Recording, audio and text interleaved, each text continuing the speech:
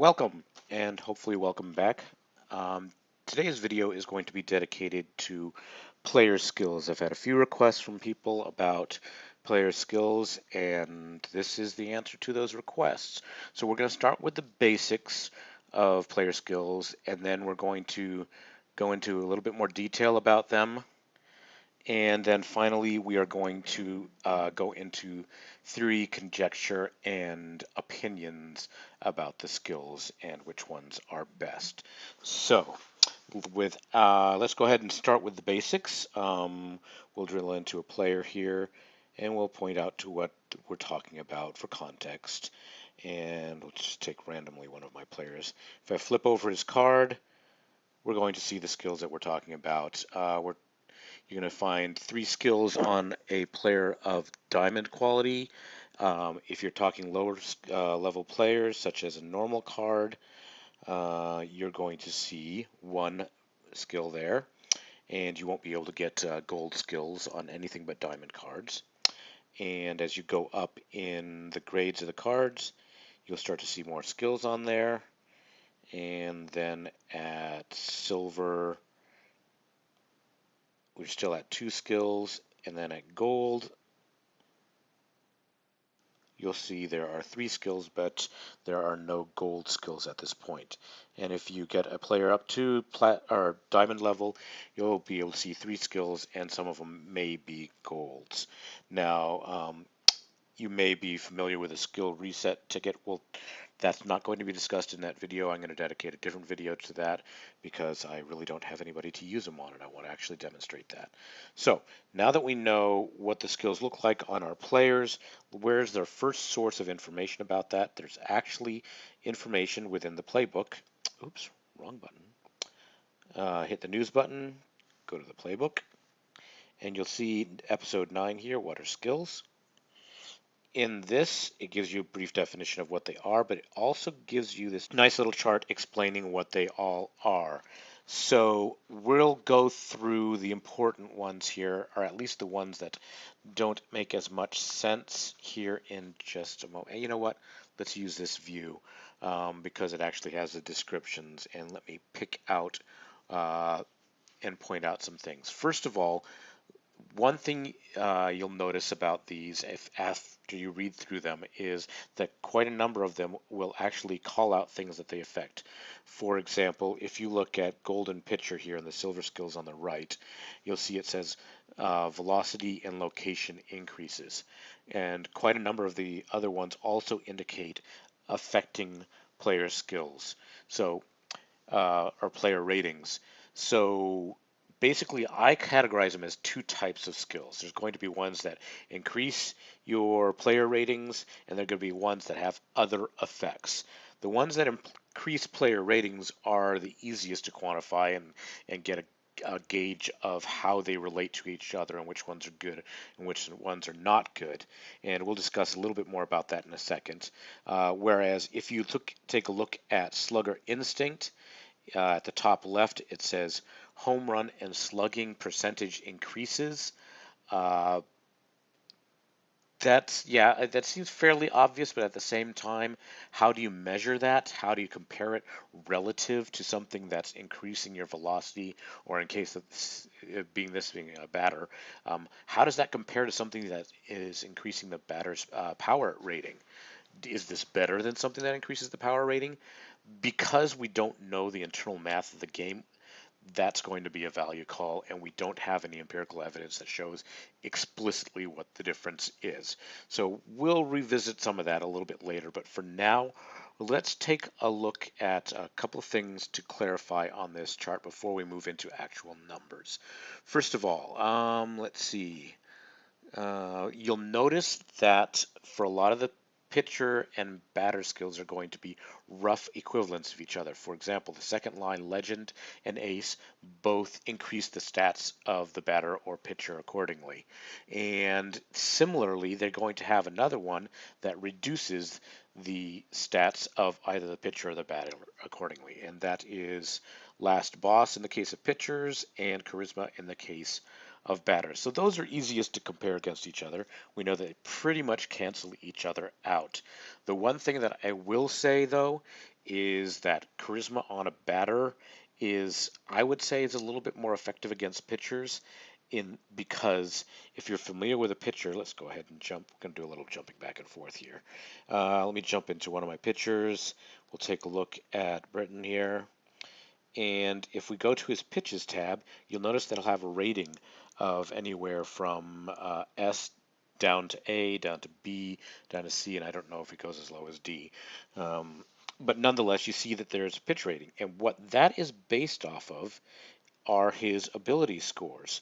You notice that he had, what was it? It was a two-seam fastball as an S rating. And you'll notice his fastball is above 105 as far as his ratings go, whereas his breaking ball was 100 and his slider is rank A.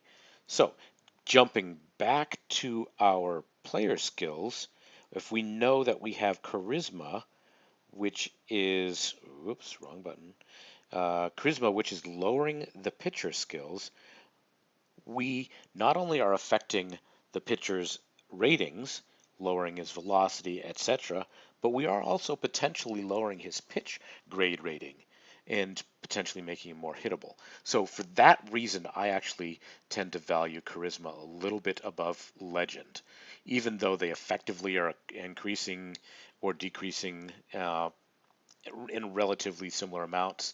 I still value charisma higher.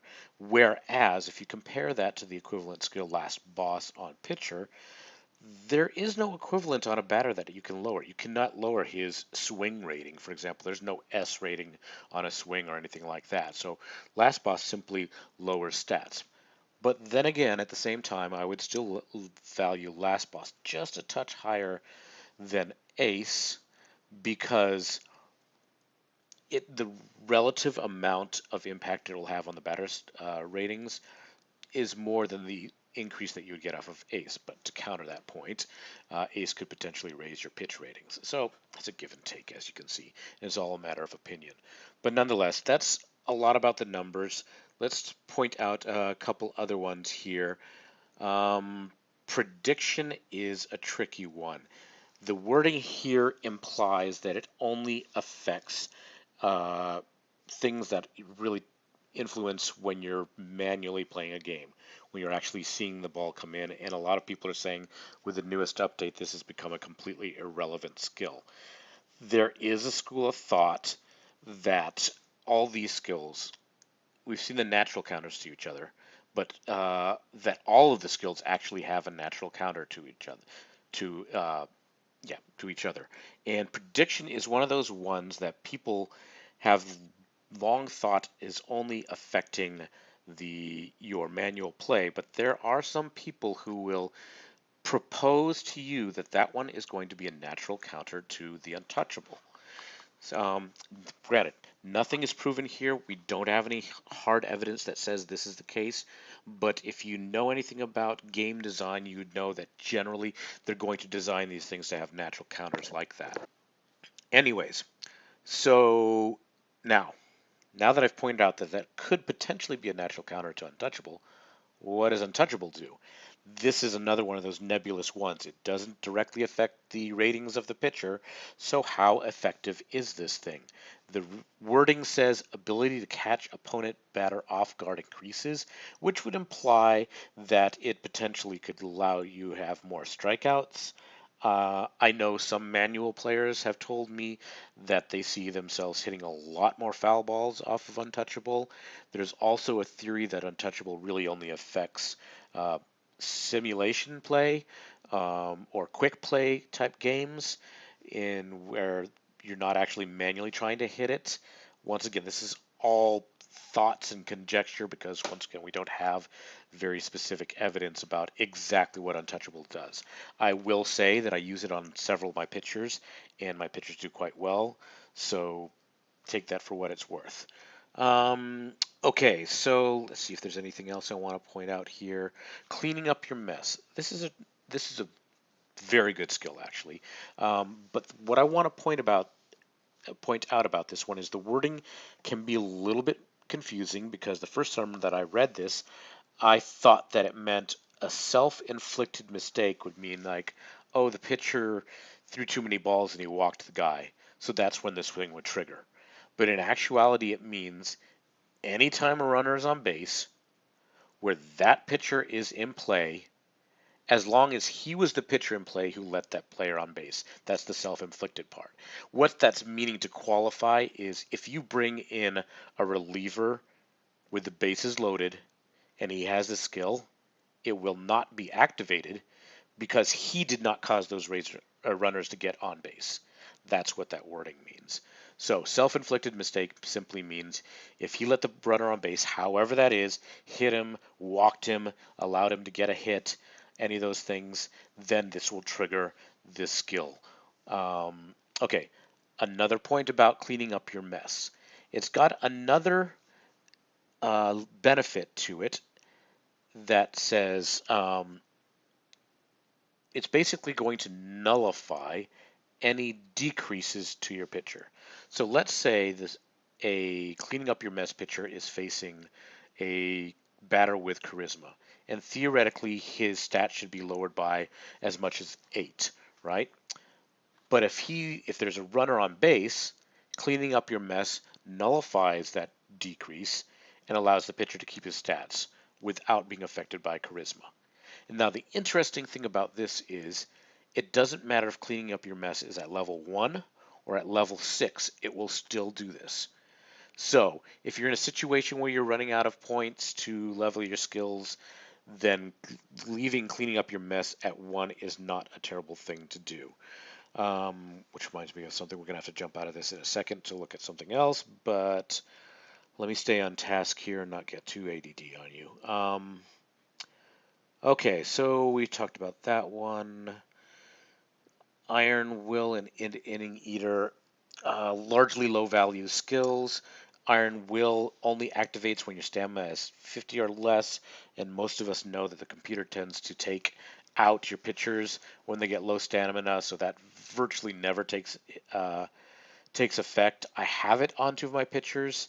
My best pitcher actually, when it does take effect, it has a big impact or a big influence on the ratings, but it rarely triggers. Inning Eater is an interesting one. You recover stamina when he strikes a batter out. Now, if you're talking about a starting pitcher, that could be pretty useful because if you've played a lot of ranked play, you'll realize that a strong starting pitcher can completely carry a game. And if Inning Eater is allowing your pitcher to stay in all the way through the end of the game, that's a big influence. Now, that said, I view that as the lowest value one. I will almost always do a skill reset if that's the only gold skill I have on my player. One last point about that I'll point out is if you look at that and you compare it to Iron Will, if you ever end up with a pitcher with both of these on it, decide which one you're going to increase and don't bother with the other one because they are natural counters to each other. If you are constantly keeping your stamina high with Inning Eater, you'll never activate Iron Will. So, but if you want Iron Will to activate, you don't want to increase Inning Eater. So pick which one you're going to invest in if you happen to have both of those. The moment I see both of those, I try and reset my player. Okay, I'm not going to go into silver and bronze. You'll have to analyze those ones for yourself. I guess what I will do is I'll point out some of the ones I do like. Training Junkie is almost as effective as Legend. The only thing it doesn't affect is speed and in your fielding, but for batting it helps a lot. Let's see. Table Setter, the amount that it increases what it doesn't say here is it increases your batter's I rating, and it can boost it by quite a lot. And let's see, Setup Man is great on a reliever. Sharpshooter is probably one of the most worthless skills unless you have it on your closing pitcher, in which case it's marginal value because it only lasts for one batter. Okay, that's quite a lot of talk about this chart. Let's move on, and let me point out to you something about initial skill levels and what you're going to be able to top out at. So I'm going to have to randomly choose some of my players and hope that I can demonstrate this sufficiently. So basically, any player that you get will, when he gets his initial set of skills, they're going to be in a range of level 1 to 3 starting right off the bat. So what I'm saying here is Fernando Abad could potentially have had Untouchable at level 3, Cleanup Killer at level 3, and Breaking Ball Mastery at level 3, right fresh when I got him, or as low as 1 in each case. So the important thing to understand about this is you only get to add 9 points total amongst those 3. If you have a player who starts out very low, like Fernando Abad here, and you know that you only have 9 points to invest across those skills, then you got to plan out exactly what you're going to be investing in. Uh, so if we start out with level 3 in each of those, you're going to be able to take all of them up to level 6.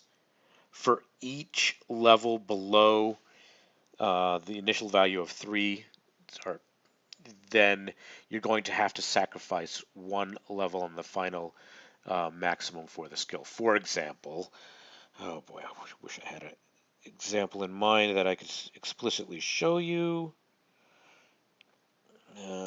Bear with me. Aha. Yes, excellent. Okay, now I don't believe I've leveled Tozawa up here at all. And you'll notice that he's close to max on his levels, but he is missing 1 level off of Golden Pitcher. That means I will be able to take this guy up to level 6 on all of his except 1. It'll be lowered by 1 level.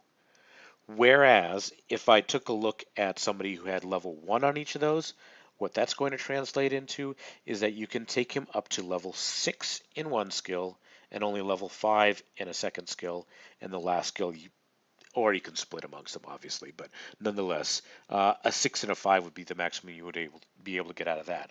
So keeping that in mind, you have to understand which skill you ultimately want to be maxed out and which ones you're going to sacrifice on, and know that from the beginning. Okay, so the starting level of these skill levels affects how much you can max them out at. Last point here is that I just lost my train of thought. Um, skills leveling. Well, let's do something that I do have in mind before I move on. Let's talk about gaining skill and actually leveling up those skills. Um, so when you play games, you're going to be gaining experience for your players. How much experience you gain varies depending upon what they do in the game. This is actually also covered in the playbook. So going to our skills, if we scroll further down past this chart, it's going to give you an idea of what are the most effective ways of gaining experience for your players. In short, what it's going to tell you is that exhibition mode games are not going to give you as much, and friend battles for that matter, are not going to give you as much as if you're actually playing league mode games. And it's also going to tell you if you're interacting with it or you're doing a slower form of the game, such as autoplay, and letting that play out, you're going to get more experience than if you just quick play through. What does that translate into numbers? Um, Boy, without taking forever to do this, I suppose I can speed up the video once we come to it. So let me run through it. A sample game. Let's go to battle mode. We'll take friend battle. And we'll just tackle 2 things at once. We're going to actually do some observation of the some of the skills in effect on this. So I will take a team that I know actually has some stuff leveled up, and we'll see how they do. We'll take Boombats here, and we will play a game against him. In order to observe this, I need to turn off quick play and hope that I get a pitcher who's going to affect some of my stats. So let's play all. And he's got Sabithia facing me. Let's see what his skills are. Okay. What we have here is a pitcher who has ace level 6. Now, as I'm going to show you shortly, what that translates into numbers, I can just tell you offhand right up front that Ace at level 6 is going to add 8 to each of your player stats.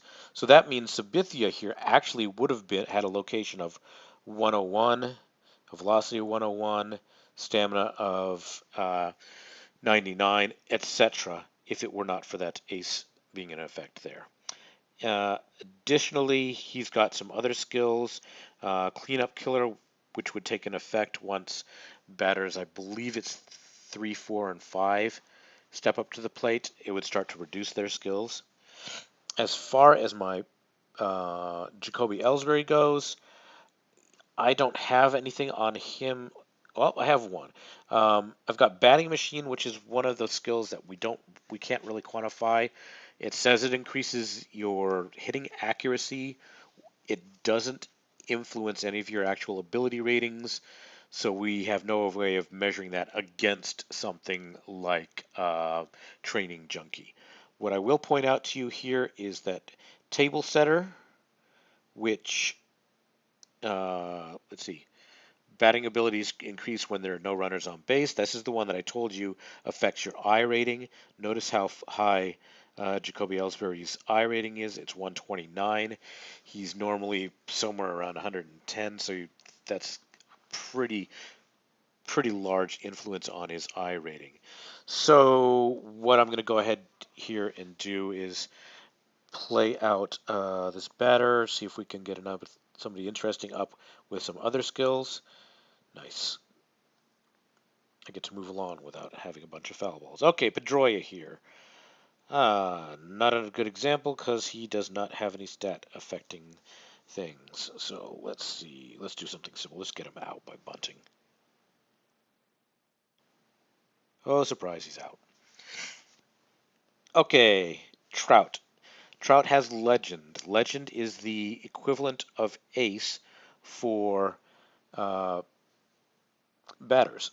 Now, the interesting thing here is, and I wish I could have shown you the actual stats, but what's happened here is that he has, let's see, he has Legend at level 6, which boosted his stats a fair amount. Oops. But what you can't tell is that this cleanup killer skill of Sabithia has basically naturally canceled out Trout's bonuses that he got from Legend. So Trout would have had potentially up to a bunch of windows flashing in my face. Up to I of like 134, I think, if he had 8 points added onto that, but Cleanup Killer pretty much canceled that out. So let's get Trout out too and fast forward to the end of the game so we can start to see how much they actually gain off of. So much for getting him out. But now we have a hit, and we can look at the end and see how that affects the amount of experience that he gains. So what you're going to find is basically the better type of offensive thing you do, be it a home run, get an RBI, that type of thing, that's going to give you more experience than other lesser things like sacrifice bunt or just fouling out or not even getting on base. And as far as pitchers go, strikeouts are going to be a very good thing. Completing a game, or getting a shutout, those will also be very good experience earners for a pitcher. So let's get Napoli out here. And he's out. And continue playing. I wanted to fast forward. Oh no. Okay, well, that said, what I'm going to do is I'm going to turn off the recording and I will continue here after this game is over. Okay, so I have just completed a different game actually because I wasn't able to fast forward through that other one, but we will be able to see what I wanted to show you, which is gaining of experience. Now you'll notice at the bottom it gives you kind of an insight into two of your players that actually gained experience, but let's take a crack open and see what we have here. Basically going to see here that Correa got 1 hit and that got him half a percentage point, whereas Mookie Betts hit 2 and he got less. Now, that raises an interesting question that I haven't raised yet, and that is, as you increase or your levels of or how many skill points you've earned and assigned, the more that you've assigned, the longer it takes to get the next skill point. So, for roughly the first 3 skill points that you get, you're going to level fairly quickly. You're going to be able to get those skill points assigned pretty rapidly, but then after that is going to progressively slow down. So what you're seeing here is that Mookie Betts, even though he got more hits and did more, he earned less. That's because he has earned all but the last of his skill points, if I recall correctly, to assign, whereas Correa still has a few more levels to go, and therefore he's still earning at a slightly higher rate. As far as pitchers go, basically anybody who threw. This game was started by PV, who is already maxed out, so he's not going to see anything. And I used I can't even remember his name, Feliz, and who he earned 0.6%, and he's very close to leveling and gaining his 6 point of the last boss.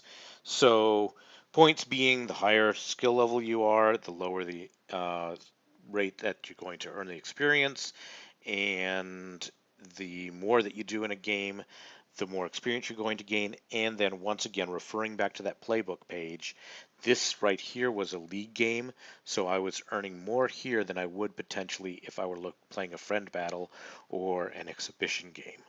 And that pretty much covers earning of experience. So let's go ahead and move on. So now let's return back to the discussion about numbers. Once again, we were in the playbook and we were looking at the skills here, and we know that quite a number of these affect your player ratings. Now, what I did was I started collecting data on exactly how much they include or increase your player's abilities, etc.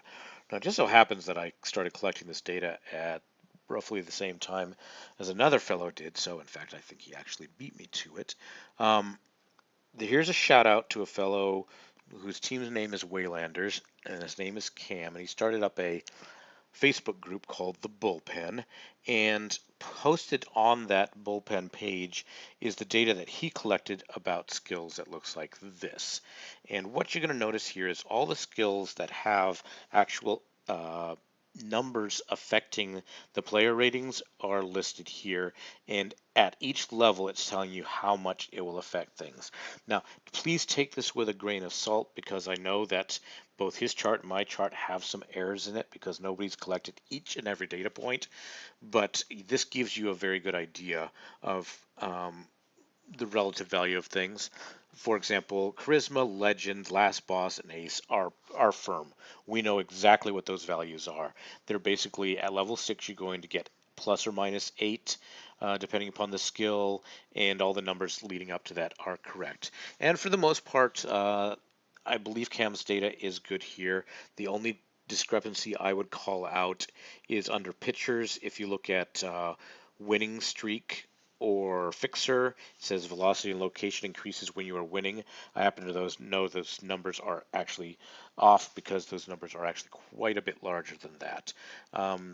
That said, this is a good chart. This is available in the Bullpen group, and I hate to take his information. I'll post my version of it available on my for download if you'd like. It's not as clean as Cam's version here, but it will also give you similar data. And once again, these numbers are not 100% accurate on both the charts, but they give you a good idea of what to consider. Okay, so let's see now. We have talked about player skills, who's eligible, how they get them, what levels they are applied to, the different types. We will not be covering skill resets here. We'll talk about that later. Um, One thing I did not mention is basically skills are assigned when the player is created or when he is upgraded. So let's say you have a silver player that you like quite a lot, and you've spent a lot of time leveling his skills. If you perform a grade increase on him and take him to a gold, he's going to get a whole new set of skills. So, excuse me, I'm sad to say that that will have been wasted time, um, and he's going to get a whole new set of skills. There's no way of determining what those might be, so you basically have to hope for the best. Let's see. From that, let's see what else can we. Is there anything else we need to cover, or am I going to call this close? Tell you what, let me go ahead and wrap this up. And if I think of anything else, when I create my second video, I will revisit the topic in there. So for now, let's call this done, and I hope this information has proved useful to you.